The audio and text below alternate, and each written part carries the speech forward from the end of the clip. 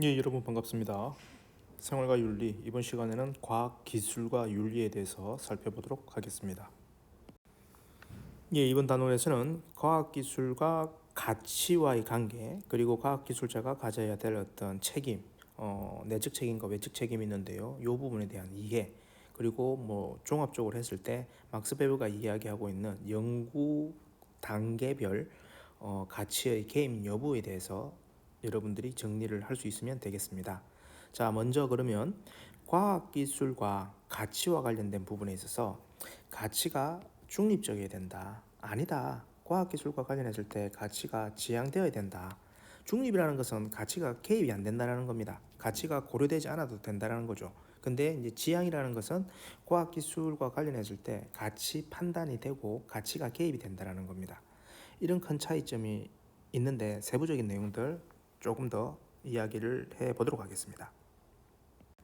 자, 먼저 과학기술에 대해서 가치 중립성을 이야기하고 있는 입장에서는요, 과학기술 그 자체가 선하고 악하고 이런 거하고 상관이 없다라는 겁니다. 그래서 도덕윤리하고의 어떤 관계성이 없는 거죠.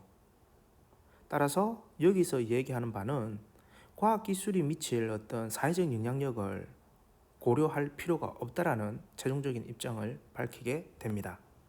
자, 이번에는 이제 가치 지향성을 얘기하고 있는 입장을 보겠습니다.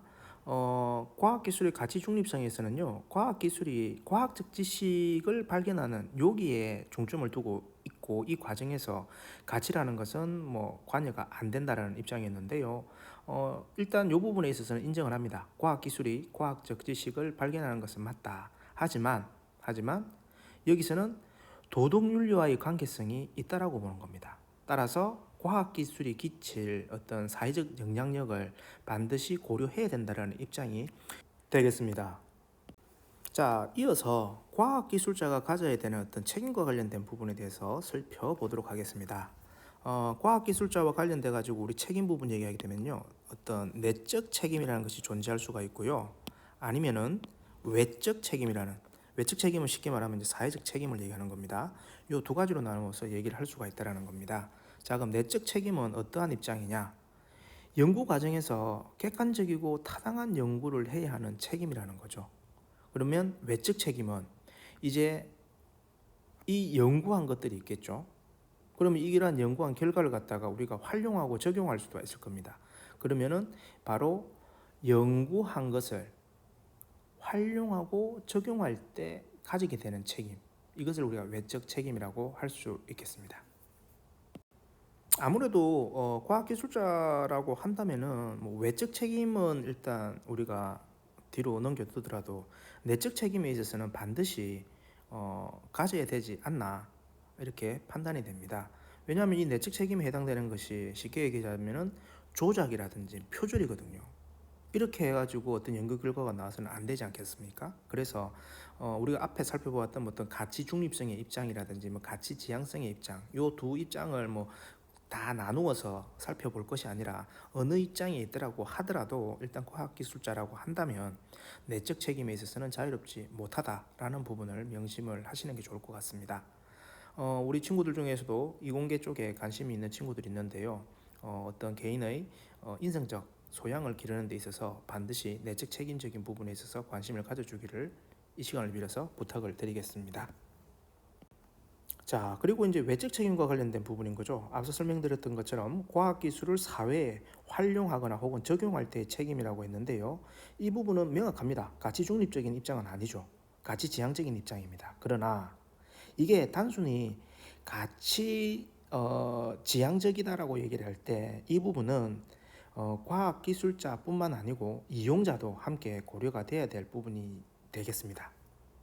자, 지금까지 우리가 살펴본 내용을 중심으로 막스 베버의 내용을 살펴보면서 학습한 내용을 정리하도록 하겠습니다.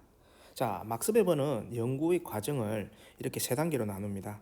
발견의 맥락과 정당화 맥락, 그리고 활용의 맥락으로 나누는데요. 발견의 맥락이라는 것은 연구를 시작하기 전을 얘기하는 겁니다. 즉, 연구 주제를 선정을 하고 대상을 선정하는 이 과정이라는 거죠. 이 과정에서는 뭐 해야 된다? 가치가 개입이 돼야 된다는 가치 지향적인 입장인 거고요.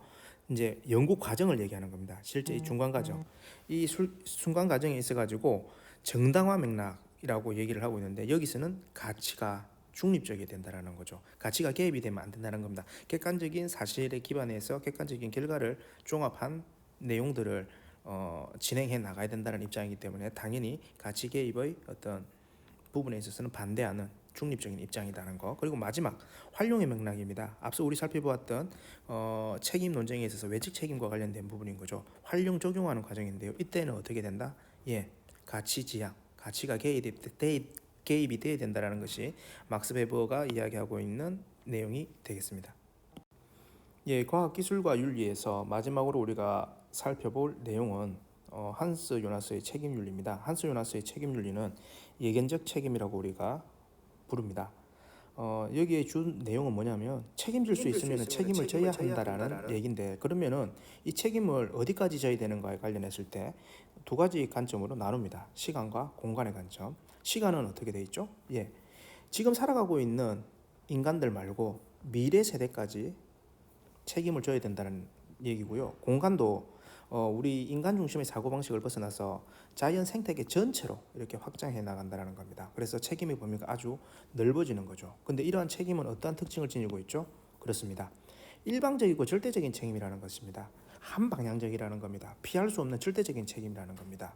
즉 쌍방적이고 호혜적인 서로 오고 가는 그런 책임이 아니라 요나스가 얘기하고 있는 책임은 일방적이고 절대적인 책임의 특징을 가지고 있습니다. 그러면 왜 책임을 져야 되는데? 라고 했을 때 인류의 존속 가능성이 그 이유로 제시가 되고 있습니다.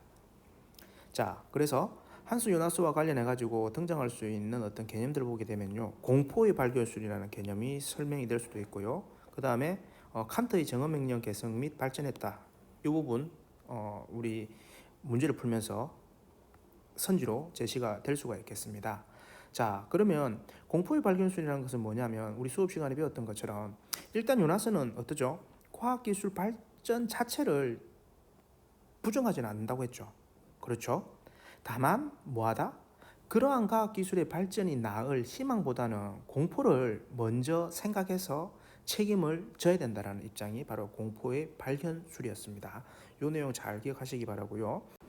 수업 시간에 설명해 드렸듯이 요나스는 생태학적 정언 명령을 주장을 했습니다. 그래서 칸트의 정언 명령을 계승 및 발전했다라고 우리가 얘기를 하는데, 그 정언 명령의 구체적인 내용을 한번 생각해 볼까요? 너의 행위의 효과가 지상에서의 진정한 인간적 삶의 지속과 조화될 수 있도록 행하라 라는 이 표현이 바로 생태학적 정언 명령이라고 얘기를 했었습니다. 자, 그래서 과학기술과 윤리 핵심이 될 만한 내용들 두 가지를 살펴봤습니다. 첫 번째는 어떤 내용이었죠? 개념적 정리였습니다. 가치와 책임에 대한 부분들이었고, 그 다음에 두 번째로 살펴본 것은 이제 한스 요나스의 책임 윤리에 대한 내용들이었습니다.